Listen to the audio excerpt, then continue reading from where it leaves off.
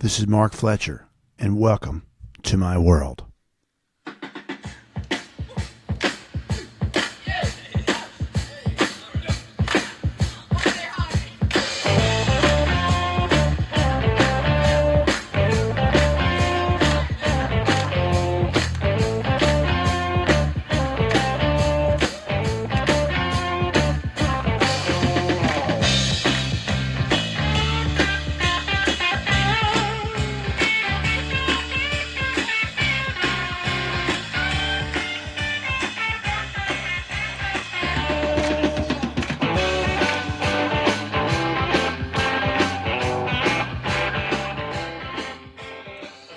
Welcome to Southern Tales, Tall and Otherwise. What are the differences between day and night, black and white, good and evil? Google tells me that good and evil are judgment-based. When a person finds pleasure out of something, he calls it good. On the other hand, if it brings him misery, he calls it evil. How about when the opposite happens? Good brings misery and evil brings pleasure, at least for a little while. And how can it be both true in one family? Yep, the different sides of my extended family, but just the same. And like I say, it's just a Southern thing. Sit back and enjoy.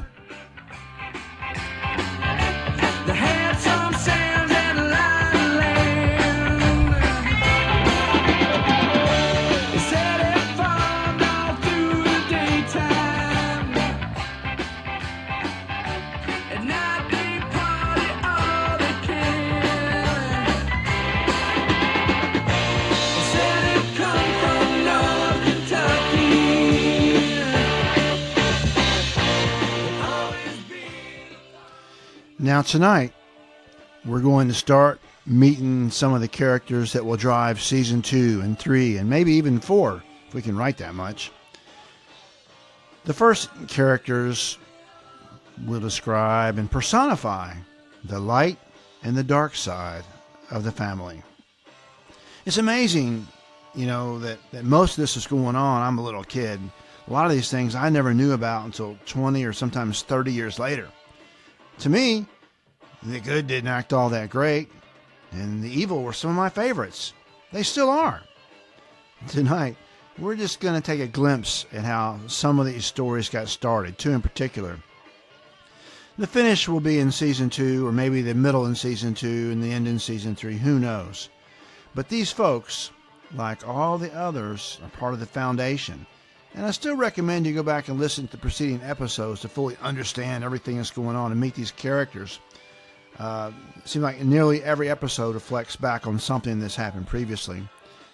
Listen, these are my stories that I've either lived or heard, and while there may be some disputes about the actual facts, this is the way that I remember them, and in my opinion, every goddamn word is true.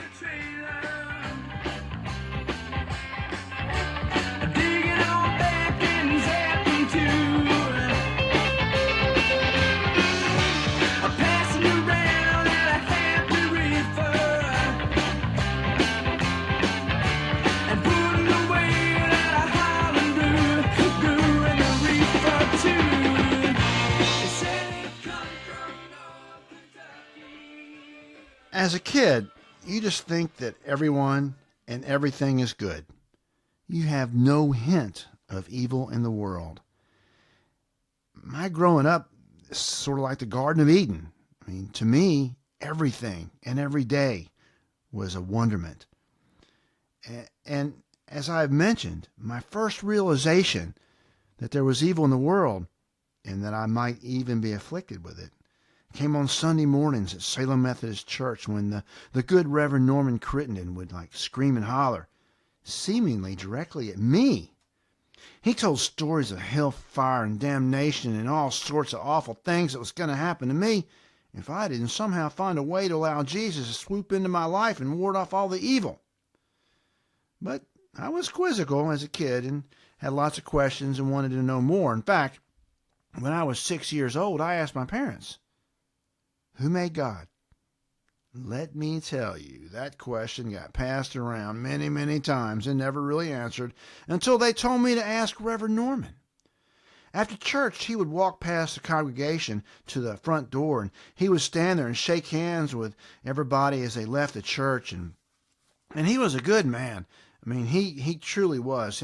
He was a man of God, and I looked up to him in every way possible. But anyway, as we walked out on this day, my mom told Reverend Norman that her son had a question. He leaned down in his fatherly way and reached out and said, "Tell me your question." I looked at him as serious as I could and said, "Who made God?" I told you that he used to sweat profusely during sermons, and suddenly his face got red as a beet and he started to sweat. I don't remember what his exact answer was, but I know that he totally avoided the question, or at least didn't answer it to my satisfaction. I mean, I think he told me something about maybe needing to ask Jesus to swoop into my life a little sooner. My dad nodded appreciatively, knowing that we had stumped the good Reverend Norman. Yeah, good and evil. My grandmother was the goodest person that I ever knew, and she was a stickler for the good book and most likely made every Methodist proud. She came to live with us for a summer sometime in the late 70s. Of course, it was the hottest summer in the history of southern summers, and her being from the eastern shore of Maryland, it was quite a shock. I was home from college for the summer and working in my brother's engineering company. I would come home for lunch, and one day I could tell that she was really upset. You see, the TV programs came on at different times in our town than they did where she lived. This in turn caused her two favorite soap operas to air at the same time on different channels. Now in the 70s, soap operas were a big deal, and it seems that if you were a housewife, they were damn near mandatory. I remember when I was a little kid, all the women in our neighborhood were hiring a maid to work maybe one day every week or two.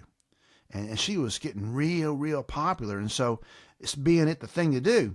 You know, my mom had to have her come work for her just as well, right? Keep up with the Joneses kind of thing. I remember her name was Rena, and she was an older black lady who had a great smile and disposition, and she was really friendly and a good lady. I think she charged like $15 a day or something. It was just pretty unbelievable with my dad. It was a lot of money, you know.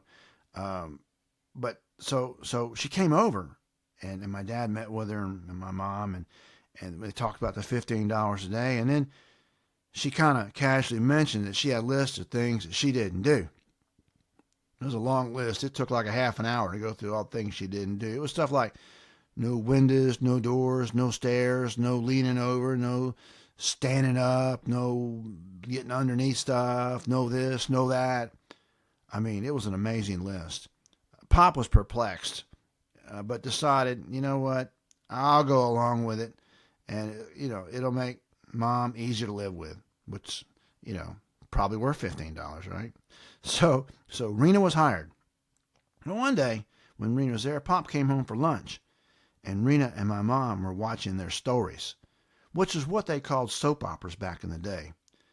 Now, Pop was kind of bent because he was paying Rena so much money, but Mom convinced him, hey, it's lunchtime, and Rena needed a break from all that back-breaking stuff she was doing, or in reality not doing, because it was on her list of things she didn't do. But, Pop was suspicious. He was smarter than most, and sometime later in the middle of the afternoon, he kind of dropped in. He might have parked down the street and walked her down or something. I don't know, but they didn't hear him. He come in the house. Guess what? Mom and Rena were still watching their stories. Rena never came back to our house. Oh, wait. My grandmother. Okay, and her stories. So I hate it when I get sideways. So anyway, she was staying with us for that summer and realized the TV schedule was different. Then one day at lunch, she told me her frustration. I mean, she was really upset about it, right? Having to go back and forth on the channels and whatnot. And I said, this new VCR, it can record one channel while you watch another. She just sat and stared at me. I might as well have told her the Martians have landed. It seemed like such a magical, impossible event. I thought she might be having a spell like Uncle Billy used to have every now and then when he'd be acting real weird and everybody say, oh, he's just having a spell. But she was okay. She just, she couldn't believe it. But back to the two sides of the family. Really, it's four sides of the family if you really get down to the math of it. But some of them are brutally different. I mean, that's one of the points of this whole podcast is that you can the stories are great, whether they're good or evil. And we're going to learn that over time. My father, he was a man who loved his country. He loved to wear his American flag pin, and he fought in the big one, World War II. That was the big one. And we had cousins that I grew up idolizing. I called them Uncle Art and Uncle Bob. So their story starts like this. It's 1966, and Uncle Art is graduating high school. Well, the Vietnam War is it's about to get kicked into high gear, but he wants to join the Marines and fly helicopters. That's all he could think about was flying helicopters. Now, Uncle Bob is 16, 2 whole years younger, and he hates school. He also hates the fact that his brother Art is going to be leaving. So he goes down to the local recruiting station and sees a poster that gives the details on the Join a Buddy program or something like that. Basically, it says that if you and a buddy volunteer, the Marines would guarantee that the two of you would stay together through all of your assignments. Oh my God.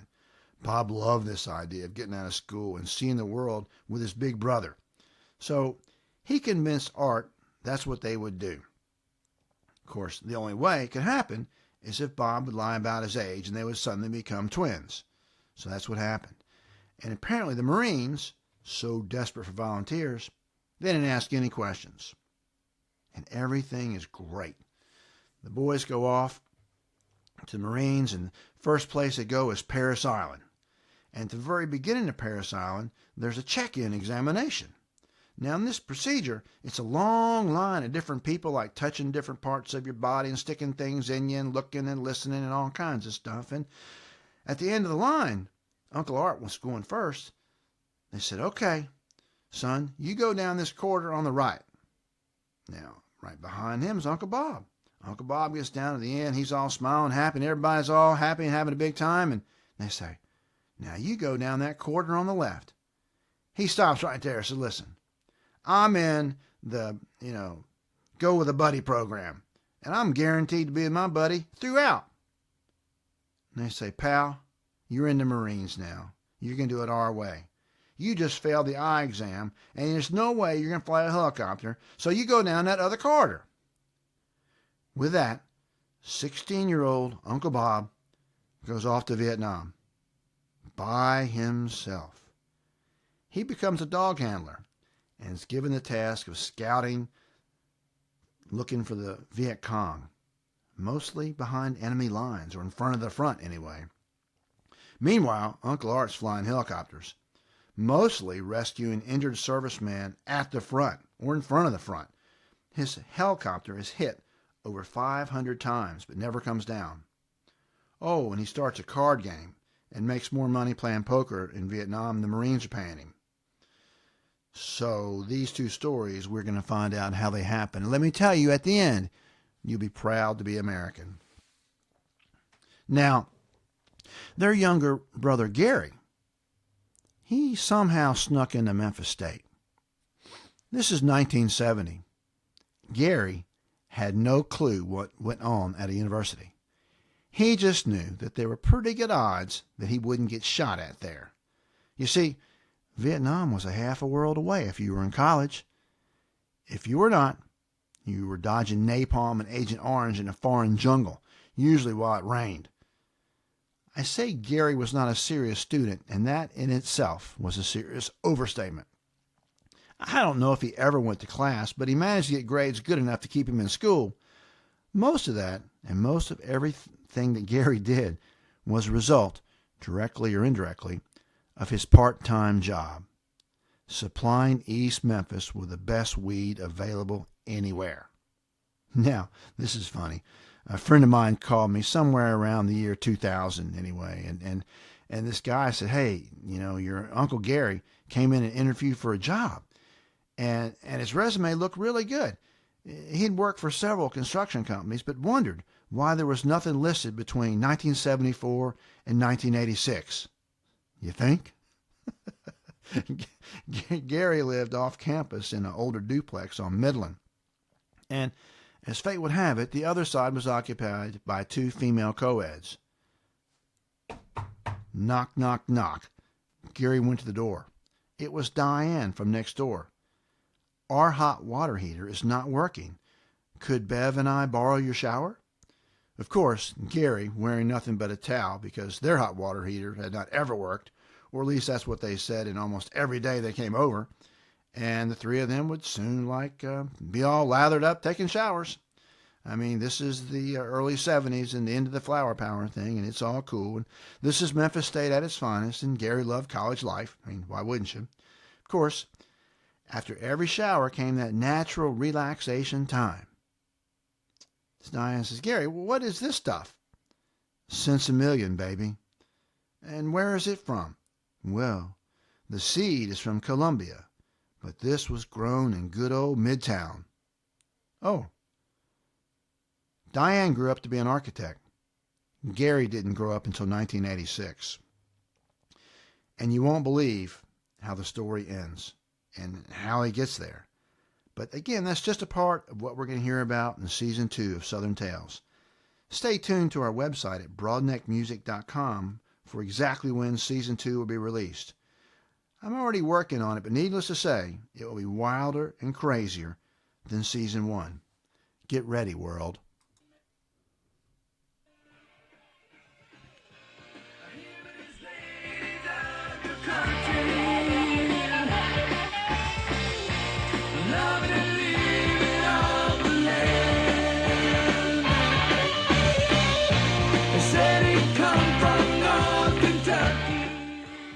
For the liner notes this episode and all episodes of the Southern Tales podcast, please visit us at broadneckmusic.com. Here you'll find more in-depth information about the episode and maybe more about everything. You'll also find out more about our kick-ass theme music from T.R. Crooks, a little band from Paris, Tennessee, from back in 1977. And you can check out the email address. It's stalespodcast@gmail.com. And if you have any Southern Tales that you want to relate, we're hoping to have some episodes containing them. And if you have any questions that you want answered, send them to me.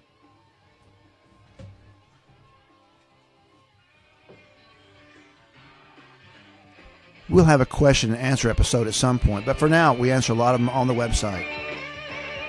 Remember, tell your friends, or at least one person if you like it. 20 minutes and a smile.